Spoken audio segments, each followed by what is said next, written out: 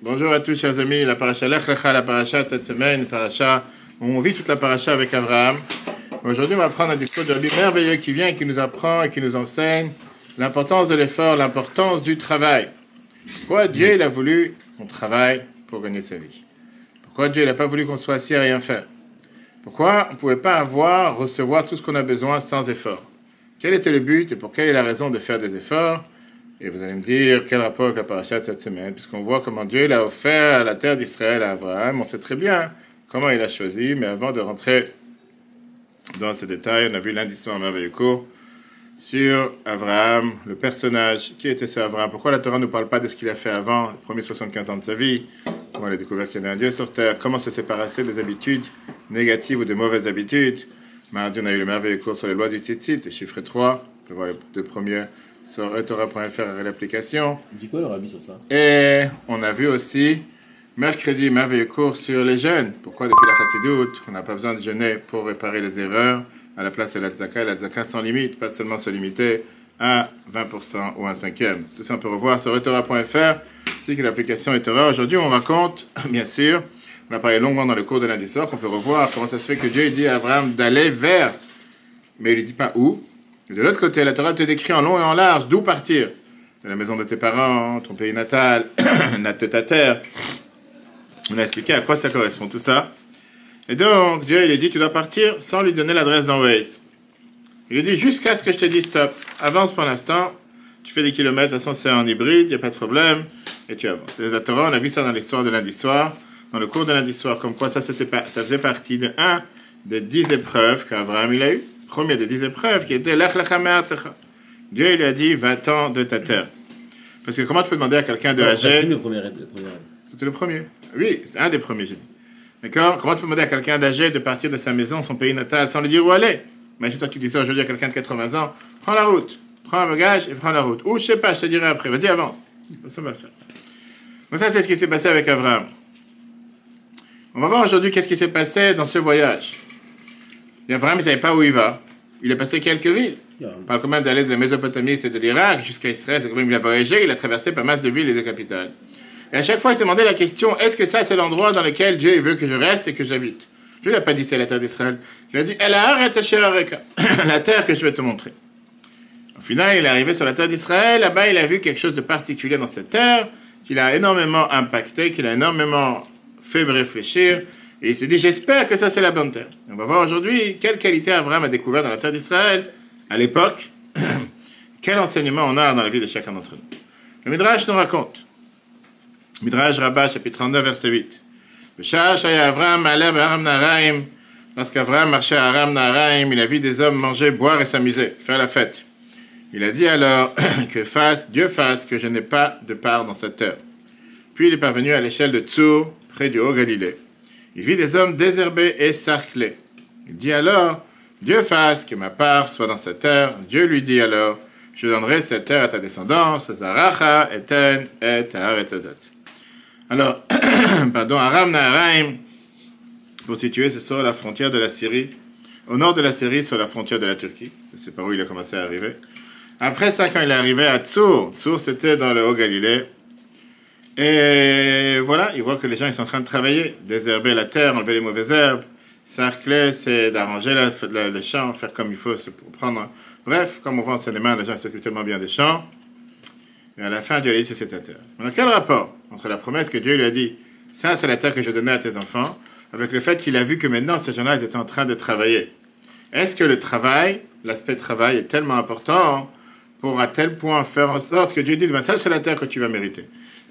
En deux mots, on aurait pu comprendre la chose de manière différente. Si on aurait dit qu'Abraham, il est tellement étonné de voir des gens travailler, et il aurait demandé à Dieu, j'aurais tellement voulu que mes enfants aient cette terre. Mais là, on dit qu'Abraham, il s'est étonné du fait qu'il a vu, waouh, des gens qui travaillent. Qu'est-ce qu'il y a? Jusqu'à maintenant, les gens faisaient quoi? Tous comme Noah, ils étaient tout nus, à moitié nus, en train de boire du vin et par terre. Il y avait certainement des gens qui travaillaient aussi. Rabbi demande, crois à la promesse que Dieu te donnera cette terre qu'aux enfants d'Israël par l'héritage et la conquête était liée au bon comportement de ses précédents habitants à l'époque d'Abraham. Pourquoi? On peut répondre, l'attitude des habitants indiquerait-elle la qualité même de la terre?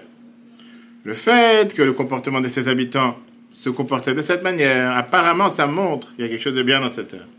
Parce qu'on sait très bien que la nature humaine est influencée de la terre où il se trouve. On a parlé ça longuement dans le cours de lundi soir. Comment quitter ses mauvaises habitudes? Ça dépend aussi de quitter le quartier ou quitter l'endroit.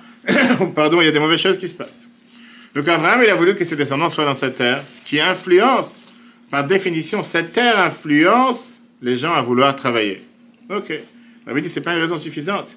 Parce que les sages nous disent qu'au contraire, les habitants de Canaan, ils se comportaient de manière dégradée, de manière mauvaise. Ils étaient beaucoup moins bien, ils étaient de manière corrompue. Beaucoup moins bien que les gens des autres terres, même les gens de Aram Naharaim, qui étaient au nord de la Syrie. La terre de Canaan, c'était une des terres les plus mauvaises, une terre la plus corrompue.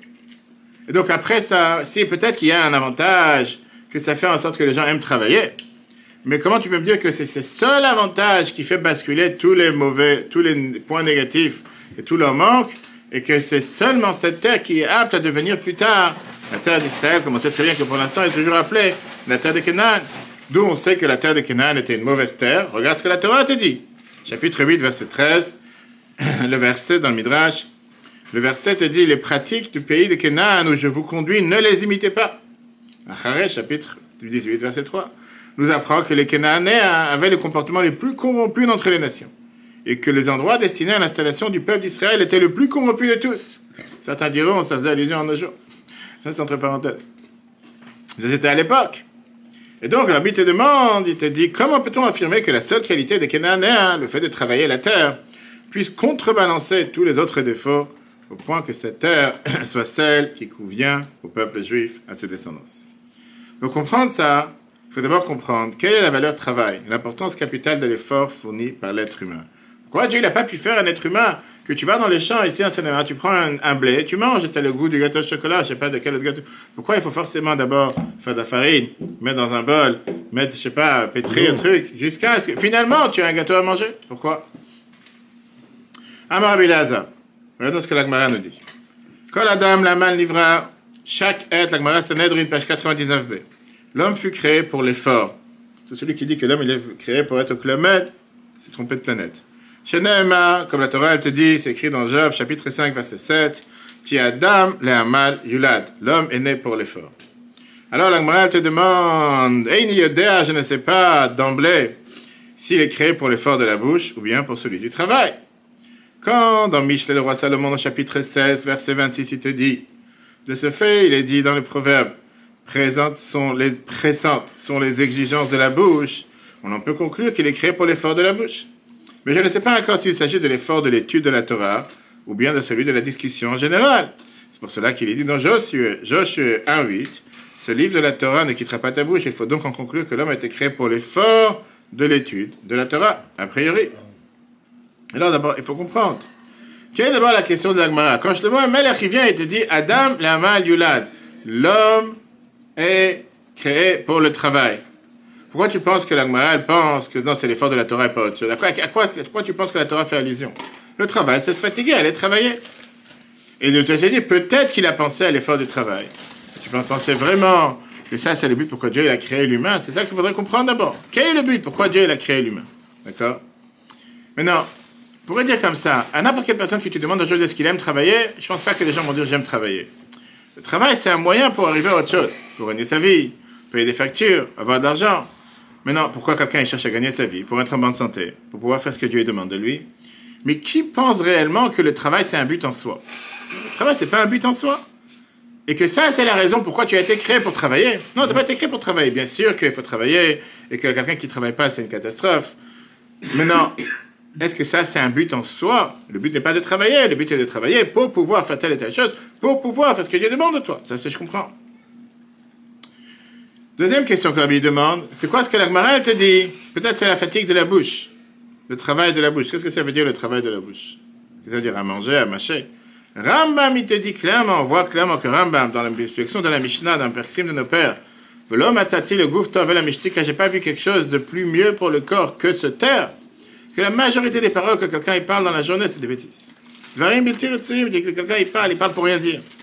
Toi, tu es en train de me dire que tu avais pensé dans la Gemara que peut-être la raison pourquoi Dieu a créé quelqu'un, c'est pour la fatigue de la bouche, pour pas arrêter de parler du matin jusqu'au soir. De quoi tu parles? Oui, des paroles de Torah peut-être, mais juste parler pour parler, s'asseoir au café avec 3 centilitres d'eau pendant 3 heures, regarder les passants et commencer à parler sur les uns et les autres. Ça, c'est pour ça que Dieu t'a créé.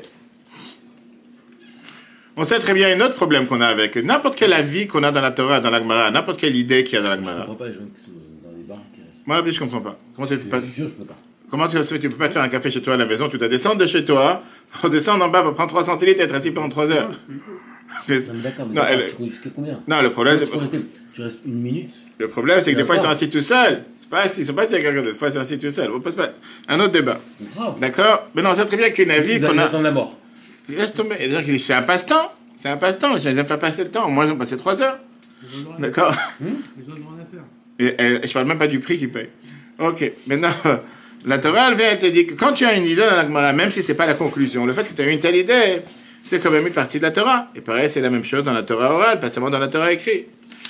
Et donc, par rapport à ici, même si la conclusion de la Gemara, elle est que la finalité, pourquoi Dieu a créé le monde, c'est pour la fatigue de la Torah, ça veut pas dire qu'il faut pour pouvoir apprendre la Torah. Ça veut pas dire que la Gemara, elle est en train de ne pas être d'accord avec ce qu'elle a pensé au départ. Qu'il y a aussi un but, une raison qu'il faut travailler, une fatigue qui est le travail, et une fatigue de la bouche. On va tout de suite expliquer ce que ça veut dire. Maintenant, la Torah te dit que tu ne peux pas dire que le but pourquoi tu es né, c'est juste pour travailler, juste pour parler. Ça, ce ne sont pas les buts essentiels pourquoi Dieu l'a créé l'homme. Le but, c'est pour arriver à faire ce que Dieu lui demande de nous. Comment on y arrive? Par ça qu'on travaille, par ça qu'on parle. Et là, tu arrives à la fatigue de la Torah, parce qu'apprendre la Torah sans parler, c'est un peu difficile. Et donc, revenons à la question principale. Quel est le but de se fatiguer pour travailler, se fatiguer pour parler? Est-ce que vraiment le monde a été créé pour se fatiguer, travailler sans fin? Regardons le texte, comme Rabbi te dit. Même une hypothèse de la Torah est une partie intégrante. La qualité de l'effort du travail et la discussion permettent d'avancer l'hypothèse qui serait la finalité de la création. N'est pas écartée par la conclusion du Talmud selon laquelle l'homme fut créé pour l'effort de la Torah. Le sens est plutôt que les efforts du travail de la discussion à eux seuls ne suffisent pas pour être la finalité de la création. Et donc, s'il faut comprendre aujourd'hui, pourquoi le bon Dieu ne conçut-il pas un monde avec des résultats sans effort? Pourquoi Dieu voulait absolument qu'on doive faire des efforts pour travailler, pour réussir? L'effort permet à l'homme de ressembler à son créateur, devenir un donneur, ça on est d'accord. Mais c'est pour ça qu'il faut d'abord comprendre quelle est la question générale. Pourquoi Dieu il a décidé qu'on doit se fatiguer? Peu importe quel type de fatigue maintenant, travail, parole, Torah. Pourquoi Dieu veut qu'on se fatigue? Pourquoi Dieu ne veut pas nous donner ce qu'on a besoin sans fatigue? Pourquoi un parent ne pas donner à ses enfants ce qu'il a besoin sans fatigue? Il donne tout. Bonne note, mauvaise note, va dormir à l'heure, va pas dormir à l'heure, tu vas dormir à 3 heures, dors à 3 heures, tu vas te lever à 10 heures, lève-toi à 10 heures. Pourquoi il faut à chaque fois un résultat? C'est la clala de la nourriture. Tout de suite? Non, c'est justement, on va voir. Dieu, il est d'abord le summum de la bonté. Dieu, il est Etzamatov. Tov, Tov, Laïtif, Dieu cherche à faire que du bien. Pourquoi tu n'as pas fait depuis le départ que tu peux obtenir tout ce que tu veux sans effort, sans fatigue? L'autre aurait pu me dire que la réalité, elle est que la nature humaine, comme Dieu l'a fait, c'est que quelqu'un, il a beaucoup plus de satisfaction quand il obtient quelque chose par ses efforts, par sa fatigue. Comme la Gemara Baba Metzia 38a te dit que quelqu'un préfère avoir 1 kilo, mais qu'il a travaillé pour l'avoir, que d'avoir 9 kilos qu'il n'a pas travaillé pour l'avoir. D'accord. Mais ça, c'est pas suffisant.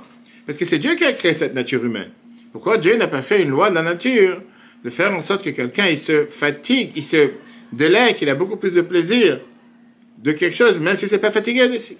Dieu l'aurait pu faire, qu'on ait le même plaisir quand tu obtiens quelque chose sans fatigue. Quelle est la réponse? La réponse, elle est que la vraie bonté, le vrai bonheur, c'est que quelqu'un ne soit pas seulement un receveur. Il ne soit pas là, qu'il soit créé par Dieu, mais qu'il arrive au niveau dans lequel il ressemble à Dieu. Comme Dieu, il a dit la fameuse phrase qu'on dit tous les vendredis soirs dans les Kiddush, Dieu, il a voulu qu'on soit un partenaire dans la création du monde. La Gemara Shabbat, page 10, a été dit que chaque dayan, chaque personne qui juge un jugement comme il faut d'après la halakha, Dieu il fait en sorte qu'il le considère un partenaire dans sa création. Maintenant, la Gemara ne te dit pas de quel partenaire on parle, laisse ça qu'on va entrer dans les détails. On sait très bien qu'on dit dans le Kiddush, Asher bara Elokim la Asot, qu'est-ce qu'il te dit Rashi, qu'est-ce que ça veut dire la Asot? Que Dieu il a créé pour faire quoi? Si Dieu vient de s'arrêter de créer, maintenant c'est le 7e jour, le repos. La Asot le takan, Rashi te dit pour réparer. Dieu n'a pas créé une seule chose sur terre qui est prêt à 100%. N'importe quelle chose qu'il y a, tu dois mettre la main à la pâte, comme on dit, pour pouvoir le compléter. Un garçon est né, la circoncision. un morceau de blé, la te demande, Chitim Koses, est-ce que tu manges du blé? Tu ne manges pas du blé. Tu prends le blé, tu le fais pour le faire un gâteau. N'importe quelle chose, un légume, quoi que ce soit, tu dois le cuisiner. Tu dis oui, tu as des gens aujourd'hui qui vont prendre un potiron et le mettre dans la bouche. Ok, pas des gens normaux. En règle générale, il n'y a pas. La majorité des choses que tu vois, l'habit que tu portes. Je parlais avec quelqu'un, un adolescent, il n'y a pas longtemps. Il disait, moi, je n'ai pas besoin de personne. Je n'ai pas besoin d'amis. Je vis tout seul sur cette planète. Tu vis tout seul sur cette planète, tu ne vis pas dans cette planète. Parce que depuis le premier jour que tu es né, tu n'as pas été tout seul. Il y a quelqu'un qui t'a aidé à sortir du ventre de ta mère. Il y a quelqu'un qui t'a coupé le cordon. Il y a quelqu'un qui t'a lavé. Tu n'es pas un animal qui sort du ventre de sa mère, qui tombe par terre, il se remet sur les pieds, il s'en va dans la forêt, tu ne l'as plus vu pendant toute la vie. L'habit que tu portes, il y a des dizaines de personnes qui l'ont confectionné, qui l'ont vendu, qui l'ont mis dans un magasin. Je sais qui est arrivé chez toi. Il n'y a pas une chose que tu as. La table, elle a été faite par des dizaines. Il n'y a pas une chose que tu peux dire, pourquoi pas? Pourquoi je ne peux pas prendre un morceau de bois et manger? Pourquoi je peux prendre un morceau? C'est Dieu, il a fait en sorte qu'il veut que l'humain soit partenaire dans la création du monde. Ça, c'est pourquoi Dieu, il n'a pas voulu que l'homme reçoive tout ce qu'il a besoin près sur la table. Tu te lèves, pied au lit, tu descends, mais tu te fatigues avec tes propres forces pour que tu puisses arriver à être un partenaire dans la création. Tu ressembles à Dieu, que lui aussi ne veut pas être quelqu'un qui est là en train de tout recevoir, mais se fatiguer pour obtenir les choses. En deux mots, la différence entre un cadeau et le travail, c'est qu'un cadeau, c'est quelque chose que tu reçois. Le travail, c'est quelque chose que tu donnes et tu te fatigues pour. Tu donnes ton temps, tu donnes ton énergie, tu donnes tes efforts. Si tu aurais reçu le travail, ta parnassa, sans effort, sans fatigue, à ce moment-là, tu aurais été plutôt un receveur et pas un donneur. Et Dieu, il a voulu, il a créé dans l'humain, la nature, que quelqu'un, il ait honte de demander et qu'il veuille recevoir. Et qu'il veuille plutôt donner plutôt que demander. Très, très riche. Regardons en bas. Le véritable bien est lorsque l'homme atteint un niveau où, ici, on peut dire, il ressemble à son créateur. Il est associé de Dieu dans la création. Gemara Shabbat dit ça. C'est pour cela que Dieu a implanté dans la nature de la création que les besoins de l'homme ne soient pas satisfaits d'emblée, que l'effort personnel soit nécessaire pour le combler, afin qu'il s'élève au niveau de celui qui donne comme son créateur. Alors maintenant qu'on a compris ça, maintenant on va revenir à nos trois sortes de fatigue qu'on a mentionnées tout à l'heure dans la Gemara. D'abord, la Gemara t'a parlé de Amal Mlacha, la fatigue qui vient avec le travail. Le travail, ça veut dire que tu te fatigues avec les choses par lesquelles tu peux influencer sur l'action que Dieu a créée sur terre. Pareil, quand l'humain, il influence sur le minéral, le végétal, l'animal du monde. Tu deviens un partenaire avec Dieu. Comment tu arrives à ce partenariat? Par ça que tu te fatigues dans ton travail de la manière comment Dieu il attend de toi. Donc ça, c'est la base du travail. D'ailleurs, quand on monte au ciel à 120 ans, la première question que la Torah, qu'on te demande au tribunal céleste, Nasata venatata bemuna. Est-ce que tu as fait du commerce de manière équitable avec la foi en Dieu en respectant les valeurs de la Torah? Parce que c'est comme ça que tu as une influence. C'est comme ça que tu as une influence sur la création du monde. Sur la création du monde, elle est comme il faut. Je ne sais pas qu'il y avait une crèche à côté. Deuxièmement, Amal Sicha, la fatigue de la parole, qui veut dire, puisqu'on veut que quelqu'un ressemble à Dieu au maximum, alors Dieu, il n'est pas seulement en train d'influencer, il ne fait pas partie des influenceurs sur YouTube, des influenceurs sur la planète, mais qu'est-ce qu'il fait? Il renouvelle la planète à chaque instant. Donc c'est pas suffisant de travailler. Ouais. C'est pas seulement avec ça qu'il y a la supériorité de l'homme sur les autres créatures sur Terre. Parce que même les animaux, ils travaillent. Mais ils travaillent dur. Ça, c'est pas la supériorité de l'homme. En deux mots, quand tu as aussi la fatigue de la parole, ça veut dire que ça exprime la nouveauté et la supériorité de l'humain sur l'animal. Par ça, tu fais quelque chose de nouveau dans la planète. Et ça, c'est quelque chose qui existe chez l'homme, qui n'existe pas chez l'animal. En d'autres termes, Dieu ne donne pas seulement, il n'est pas en train d'influencer le monde, il renouvelle le monde à chaque instant. Quelque chose qui n'existait pas précédemment, quelque chose qui change. L'homme aussi a le devoir de faire des nouveautés dans le monde, et ça revient au cours qu'on a vu la semaine dernière. Est-ce que la science elle est compatible avec la Torah? Merveilleux cours qu'on peut revoir sur Torah.fr, dans laquelle on a expliqué que, oui, la science fait partie de la Torah. La science, c'est une des manières comment Dieu a décidé que grâce à ça qu'il a créé certaines choses sur Terre, on peut renouveler le monde à chaque instant. Mais c'est pas fini, on a la troisième fatigue, qui est la fatigue de la Torah, qui veut dire le partenariat seul n'est pas suffisant, puisque Dieu crée les choses à chaque instant. Et l'homme, il a le devoir de tout renouveler à chaque instant. Donc si tu renouvelles à chaque instant, tu n'es pas en train de les créer. La meilleure perfection avec Dieu, c'est quand tu te fatigues dans la Torah, à tel point que la Torah devient ta Torah. C'est pour ça qu'on dit dans la prière tous les matins, Hashalatananu et Torato. Ça devient ta Torah. C'est sa Torah. Lui, ça devient celle de l'homme. Parce que la Torah, une fois que tu l'apprends, ça rentre dans ta tête et tu deviens, avec ton cerveau, imprégné de la sagesse de Dieu. Et là, tu deviens totalement un partenaire avec Dieu dans la création du monde. Regarde comment la Bible explique ça ici dans le 5. Cela explique la chronologie et la progression des trois catégories d'efforts. D'abord, on a l'effort du travail, l'influence de l'âme sur le monde, à gauche. Il s'agit de l'effort permettant à l'homme d'exercer son influence sur la création. les minéraux, les végétaux, les animaux du monde, pour devenir ainsi l'associé de Dieu dans la création. Lorsque l'homme travaille avec labeur, tout en respectant les règles de la Torah, il fait en sorte que toute la création devienne comme il se doit. C'est ainsi qu'il devient l'associé de Dieu dans la création. B. L'effort de la parole, l'innovation de l'homme dans la nature. Dieu ne fait pas qu'influencer sur la création, il la renouvelle. C'est pourquoi l'homme ressemblant à son créateur ne peut se suffire de l'effort du travail, car cet effort n'exprime pas la supériorité de l'homme sur les autres créatures. L'animal lui-même possède l'équivalent.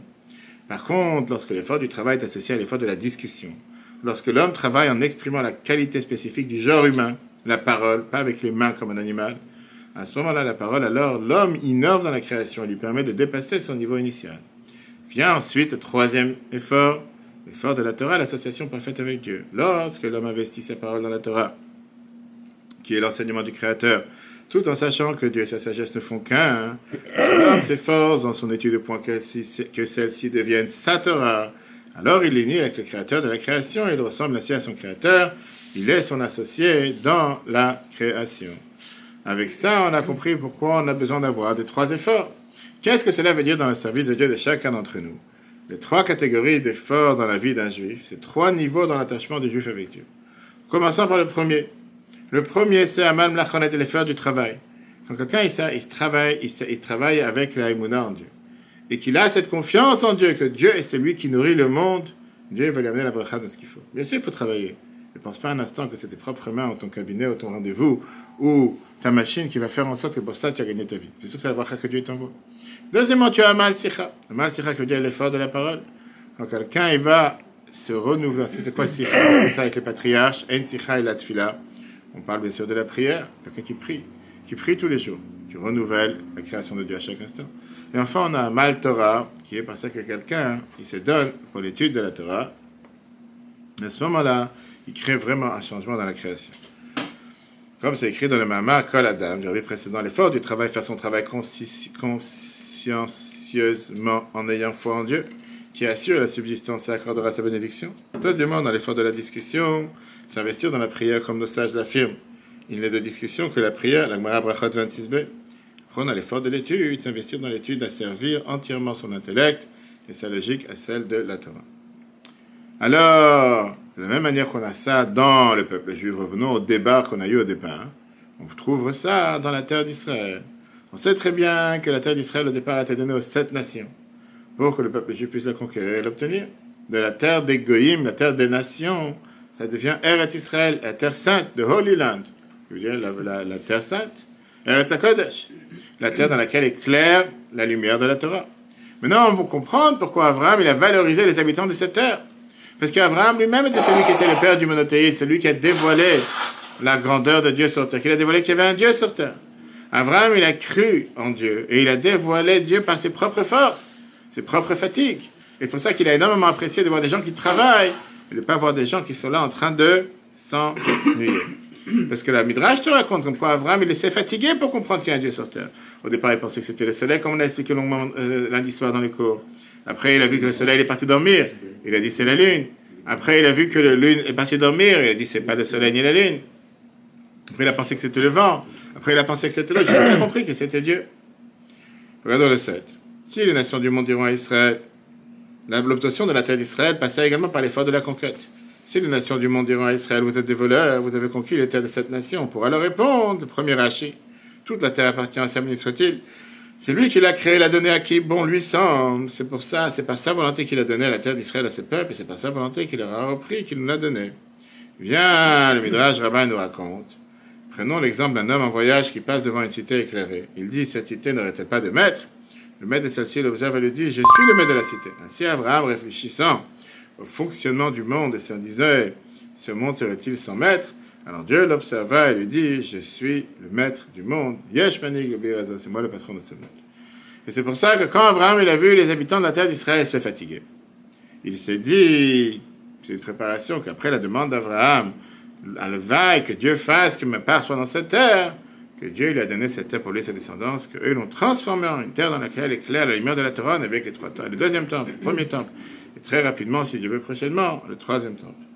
C'est précisément le fait qu'Abraham observa l'effort du travail fourni par les habitants du pays, qui prépara le fait que par la suite, grâce à la prière d'Abraham, le fort de la discussion qu'il demanda à Dieu, qui ma part soit dans cette terre lui sera attribuée, puis à sa descendance après lui, afin qu'il en fasse un pays éclairé par la lumière de la Torah, transcendant la création. Amen. Gagne Ratson, de quoi on plaît sur la création. Et le site etora.fr, le Louis Nishmat Rachel Batester. Très bonne journée à tous, et si Dieu veut, à la semaine prochaine.